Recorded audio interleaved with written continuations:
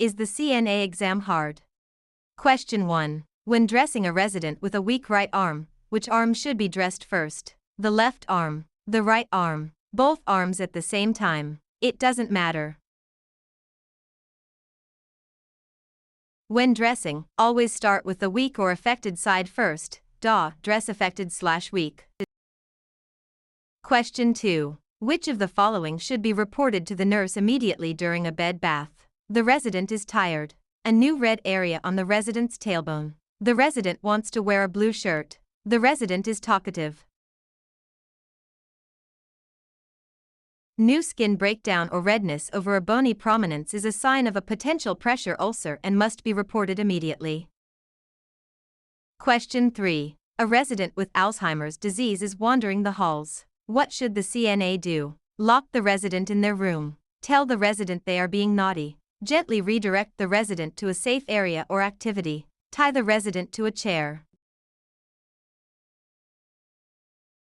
Redirection is a safe and effective technique for managing wandering behavior in dementia patients.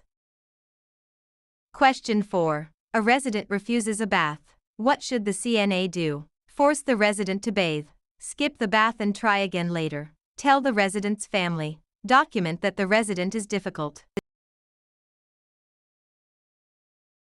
Residents have the right to refuse care. The CNA should respect the refusal and try again at a different time. Question 5. When should standard precautions be used? Only for residents with known infections. Only when the resident is coughing. For every resident at all times. Only when the nurse tells you to. Standard precautions are designed for use with all patients to reduce the risk of transmission of pathogens. Question 6. What is sundowning? Increased confusion and agitation in the evening hours. Sleeping all day and staying up all night. A skin condition caused by the sun. The resident feeling better at the end of the day. Sundowning is a phenomenon where confusion and behavioral problems worsen as daylight fades.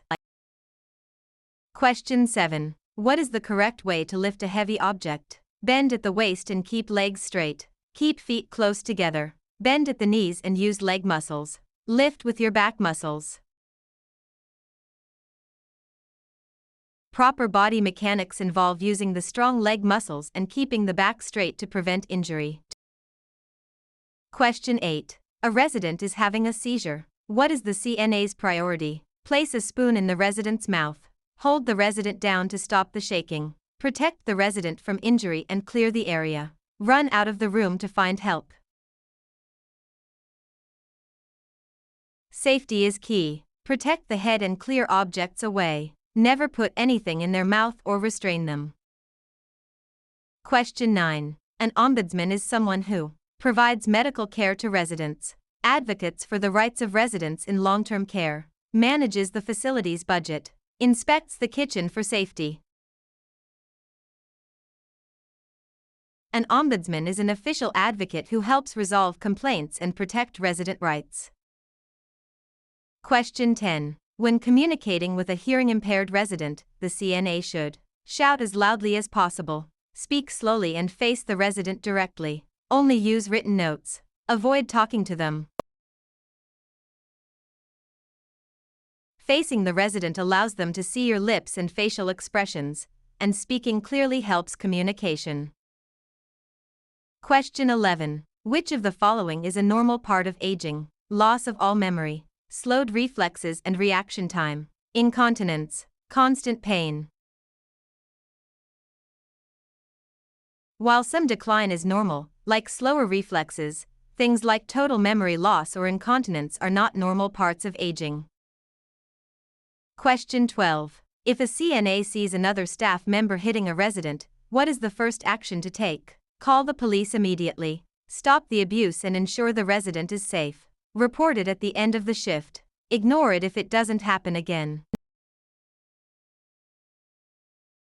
Safety is the priority. The CNA must intervene to stop the abuse immediately. Question 13. A resident is nearing the end of life. What is the CNA's primary role? To encourage the resident to eat a large meal, to provide comfort and emotional support, To discuss medical treatments with the family. To ignore the resident since they are dying.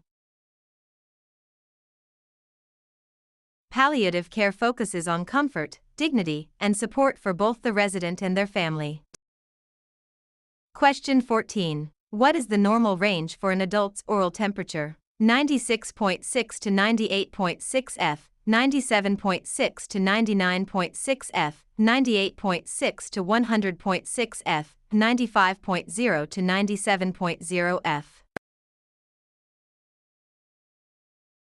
The average oral temperature is 98.6 degrees Fahrenheit, with a normal range typically between 97.6 degrees Fahrenheit and 99.6 degrees Fahrenheit. Question 15. What is the first step in performing any procedure on a resident? Gather supplies. Identify the resident. Wash your hands. Explain the procedure. Hand hygiene is always the first step to prevent infection before touching a resident or equipment.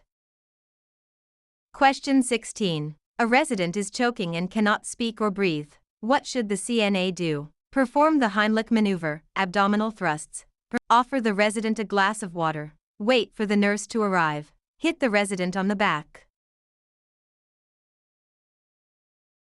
Abdominal thrusts are the standard emergency procedure for a conscious person with a complete airway obstruction.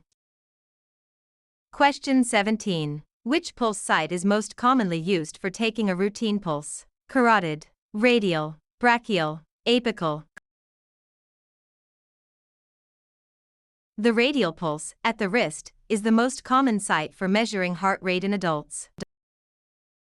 Question 18. Which of the following is a sign of dehydration? Clear, pale yellow urine. Moist skin. Dark, concentrated urine. Increased appetite. Dark, strong-smelling urine and low output are classic signs of dehydration.